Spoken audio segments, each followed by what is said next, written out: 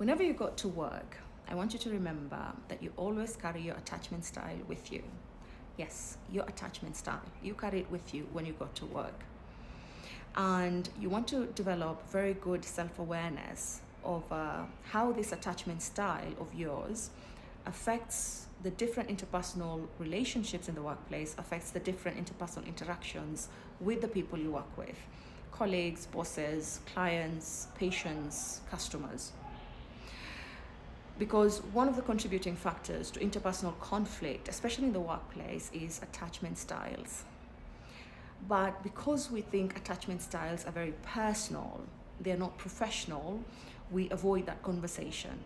We even deny ourselves from acknowledging that it's a possibility that the way I attach is the problem in this interpersonal relationship in the workplace. Take, for example, a colleague who's anxiously attached may come across initially as very supportive, very helpful. And when you ask them for help, they're very quick, very eager, very willing to help you, and they do it effectively. And you don't think much of it. But then this colleague seems to be constantly available to help, constantly ready, even at the expense of not completing their own tasks, their own assignments. And so over time, you find yourself finding it a bit odd, a bit too much, that this colleague is excessively helpful or has an excessive need to be helpful. And one of the things that you might do when you notice that is to start to pull away, to sort of introduce a boundary by doing more independent work without soliciting help from them. And you want to think that in that unspoken boundary that you're setting, they're going to react to it because they're going to notice that you're doing more work by yourself. You're not asking them for help. And this colleague who's anxiously attached derives their validation by helping others. That's why they do it excessively. They do it for the attention they get for being needed.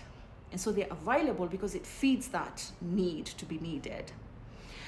You taking it away is depriving them of it. And so it comes across as rejection.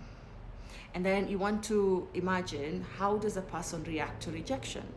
So one of the ways that I often see is the anxiously attached colleague that is not being asked for help, is being deprived of this validation that they're seeking from outside, is silent treatment. They stop talking to the colleague that they were helping. Now, both of them seem to be communicating to each other, but none of them seem to be getting the message. If I were the colleague who was feeling uncomfortable asking this anxiously attached for help, and I'm now introducing a boundary by pulling away, I might think that, oh, she's going to get the message, or he's going to get the message that I want to do more independent work. That's what I'm trying to communicate non-verbally. The other person is like, oh, he doesn't need me anymore, or she doesn't need me anymore. I'm not important.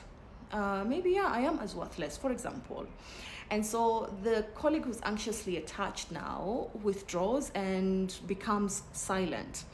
There might be a bit of passive aggressive because each one of them is indirectly trying to tell the other that I don't need your help as much, I want to be independent. And then they're saying, why don't you need my help? Why don't you want me to be important in your life? Why can't you validate my need to be helpful, right?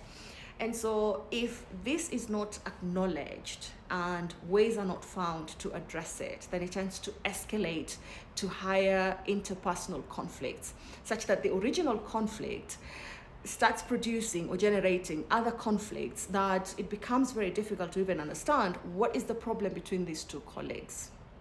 And so attachment styles, you want to understand what yours is. And you want to see, not just in your personal life, but in your professional setting, how does it affect, how does it influence your interactions with other people?